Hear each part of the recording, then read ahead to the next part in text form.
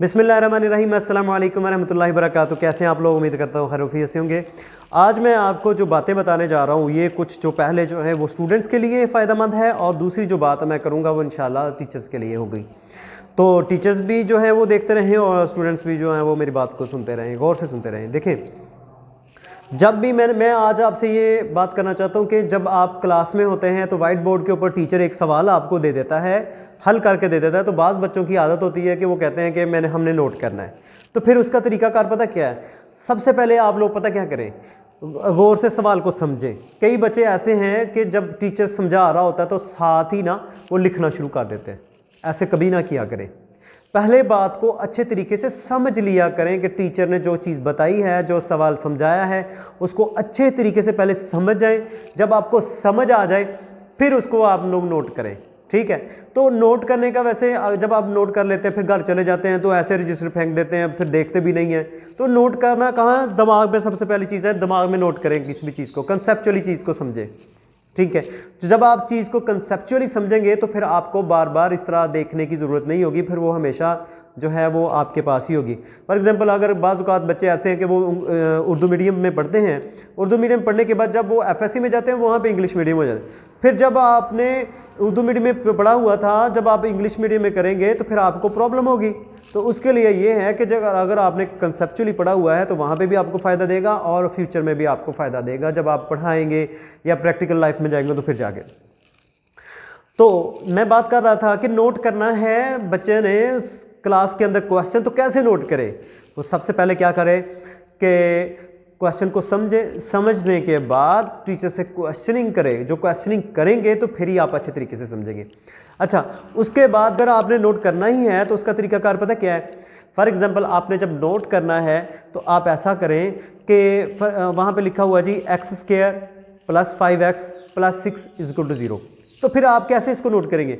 आपने ये नहीं करना कि पहले x² लिख लिया, ठीक है, फिर उसके बाद फिर देखा प्लस है, फिर प्लस लिख लिया, फिर 6x है, फिर वो लिख लिया, फिर +5 है वो लिख लिया, फिर उसके बाद =0 है वो लिख लिया।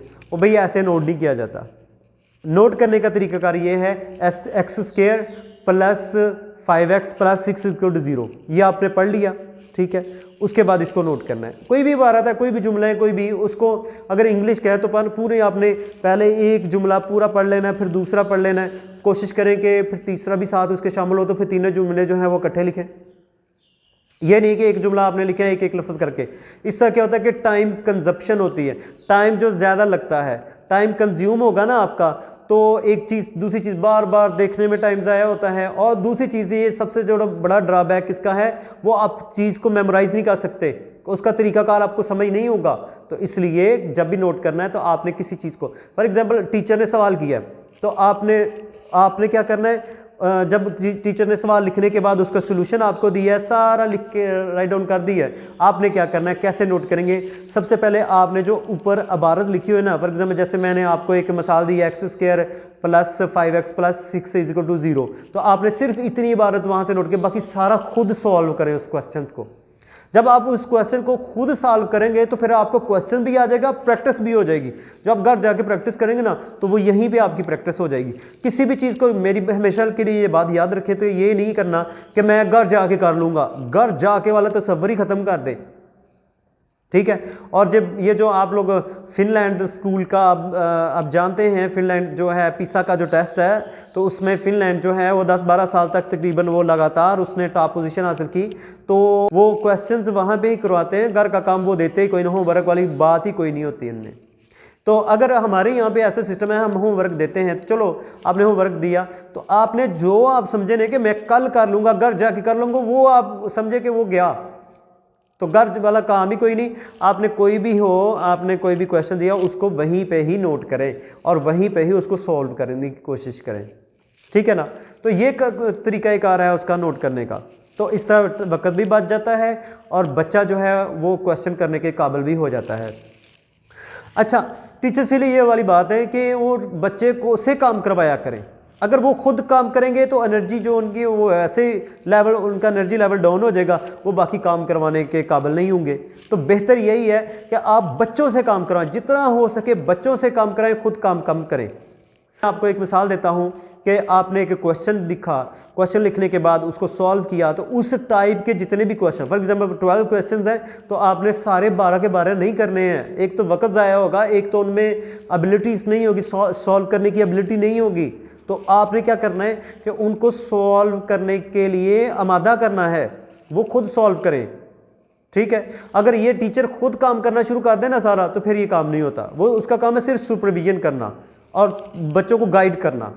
तो अगर जैसे मिसाल मैं उसकी आपको देता हूँ, हमारे यहाँ आप लोग जानते हैं कि वो जो वेटर होते हैं, रोटियाँ परोसने वाला, जिसको हम कहते हैं आम ज़बान में पंजाबी में बोलते हैं उसको लाकड़ी।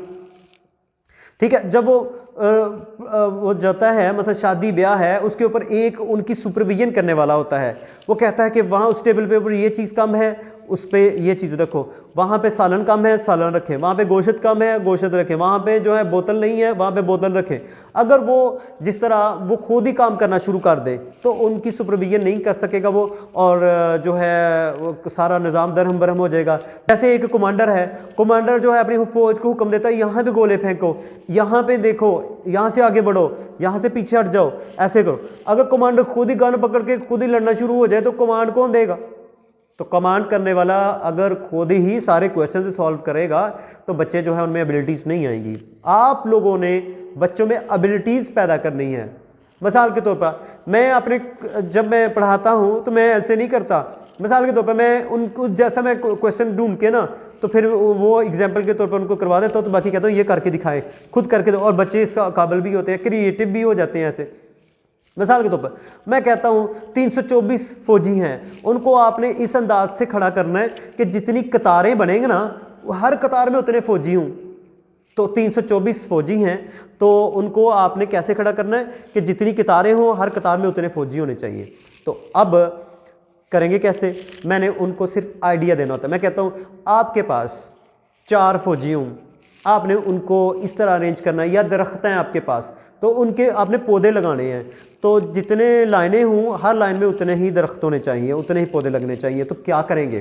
तो पता क्या कैसे, मतलब 4 आपके पास पौधे हैं ना, तो आपने कैसे लगाने हैं, या 4 फौजी हैं या 4 बच्चे हैं, उनको कैसे खड़ा करेंगे कि आपने क्या करना है, 2 लाइनें बनेगी, हर लाइन में 2-2 होंगे। ठीक हो गया, समझ आ गई? अगला क्वेश्चन, फिर अगली बात मैं ये बताता हूँ कि अगर आपके पास 9 फौजी हैं या 9 बच्चे हैं, उनको इस तरह खड़ा करना है कि जितनी कतारें बने उतनी हर कतार में फौजी हूँ या बच्चे हूँ, तो कितने 3 कतारें बनेंगी और हर किताब में 3-3। इसी तरह 16 है, इसी तरह 64 है। तो इसमें पैटर्न क्या है?